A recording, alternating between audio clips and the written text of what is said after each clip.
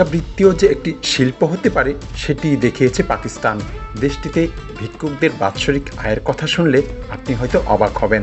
$42 billion. ইসলামে ভিক্ষাবৃত্তি একটি নিন্দনীয় পেশা, অথচ মুসলিম দেশ হিসাবে 23 কোটি মানুষের প্রায় 4 কোটি মানুষই ভিক্ষাবৃত্তিকে পেশা হিসাবে নিয়েছে। বিশেষ করে নিম্ন মধ্যবিত্ত মানুষের প্রধান পেশা এখন ভিক্ষাবৃত্তি।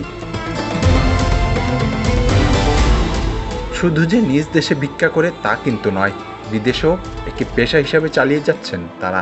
আর এই কারণে পাকিস্তান সরকারকে বিশ্বব্যাপী তার ভাবমূর্তি সামলাতে নানা অসুবিধার সম্মুখীন হতে হচ্ছে।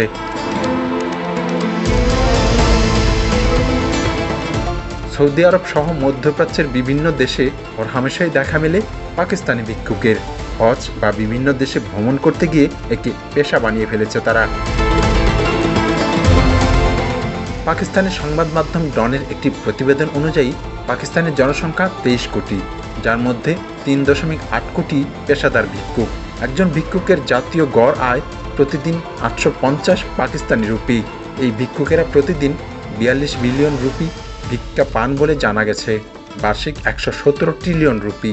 মার্কিন ডলারে পাকিস্তানি ভিক্ষুকদের বার্ষিক আয় $42 billion. Asian human rights commission অনুযায়ী পাকিস্তান জনসংখ্যার 2.5 থেকে 11% জীবিকা নির্বাহের জন্য ভিক্ষা করে। এক্সপ্রেস ট্রিবিউনের হিসাব অনুযায়ী প্রায় 12 লাখ শিশু প্রধান শহর কেন্দ্রগুলির রাস্তায় ঘুরে বেড়ায়। পাকিস্তান সরকার ধর্মীয় তীর্থযাত্রা এবং ভিক্ষাবৃত্তির আড়ালে সৌদি আরব, ইরাক এবং ইরানের মতো দেশে যাওয়ার হাজার হাজার ভিক্ষুকের পাসপোর্ট স্থগিত করেছে। গত 2.5 বছরে সৌদি আরব এবং অন্যান্য উপসাগরীয় দেশ থেকে 44,000 ভিক্ষুককে পাকিস্তানে ফেরত পাঠানো হয়েছে। গত 16 মাসে সৌদি আরব 5,033 জন পাকিস্তানি ভিক্ষুককে বিতাড়িত করেছে।